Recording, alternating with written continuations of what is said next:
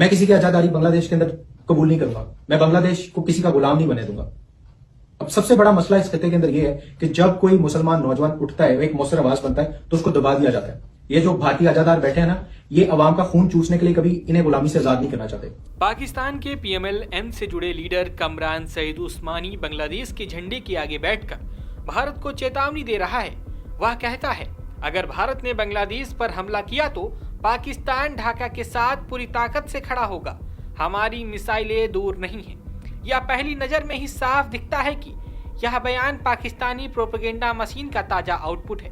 जिस देश की अर्थव्यवस्था की सांस IMF के ऑक्सीजन सिलेंडर पर चल रही है, जिसकी सेना TTP आतंकवादियों से रोज पिट रही है, जो अपनी ही जनता को महंगाई के थप्पड़ खिला रहा है, वह भारत को मिसाइलों की धमकी दे रहा है। यह बात सुनकर भारतीय यूजर्स ने जो रिएक्शन दिया वह सीधा सीधा यही था कि पाकिस्तान को फिर से ना कुछ चने चबवाने हैं क्या।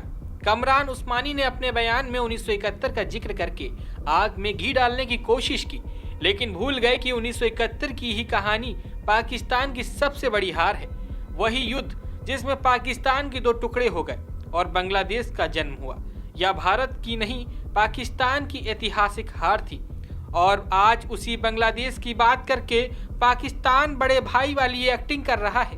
मजाक की बात तो यह है कि 1971 में हार का कारण भारत नहीं, बल्कि पाकिस्तान की अपनी जुल्म नीति और अपनी ही सेना का इष्ट पाकिस्तान के लोगों पर अत्याचार था।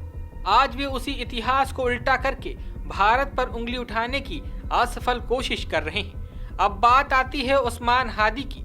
उस्मान हादी बांग्लादेश की राजनीति में सक्रिय एक चेहरा था और उसकी मौत के तुरंत बाद पाकिस्तानी मीडिया ने अचानक भारत पर आरोपों की बौछार शुरू कर दी। यह वही पुराना प्लेबुक है, पहले किसी घटना को भड़काओ, फिर भारत पर इल्जाम लगाओ और फिर बांग्लादेश में एंटी इंडिया नैरेटिव फैलाओ। ISI का रिकॉर्ड इस तरह की ऑपरेशन नुमा घटनाओं से भरा पड़ा है, चाहे वह अफगानिस्तान हो, श्रीलंका हो या बांग्लादेश।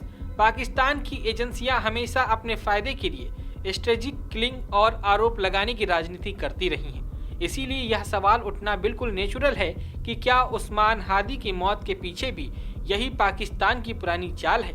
कमरान उस्मानी जिस भाषा में बोल रहे थे, हमारी मिसाइलें दूर नहीं, हम पूरी ताकत से खड़े होंगे, भारत बांग्लादेश पर बुरी नजर न डाले, यह सब नाटकीय किस्म की धमकी है।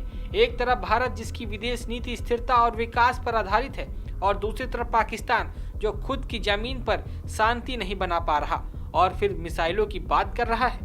वास्तविकता यह है कि पाकिस्तान की मौजूदा हालत भारत से लड़ना तो छोड़ो, अपने घर को संभालने लायक भी नहीं है। CPEC बिखरा पड़ा है, डॉलर गायब है, महंगाई आसमान छू रही है और देश में आतंकवाद सिर उठाकर खड़ा है। ऐसे माहौल में पाकिस्तान का भारत को वार्निंग देना वैसा ही है जैसे कोई खाली जेब वाला आदमी 5 सितारा होटल में एंट्री मारकर कहे, सावधान, मैं पूरा रेस्टोरेंट खरीद सकता हूँ। इस पर दुनिया हंसती है, गुस्सा नहीं करती। सारी बात का निचोड़ यही है कि यह वीडियो पाकिस्तान का एक रणनीतिक प्रोपेगेंडा है, बांग्लादेश को भारत के खिलाफ उकसाने के लिए, भारत को मिसाइल की धमकी देकर चर्चा बटोरने के लिए और ISI की चाल से उस्मान हादी की मौत को भारत से जोड़ने के लिए। लेकिन याद रखना चाहिए, भारत ना तो 1971 का भारत है।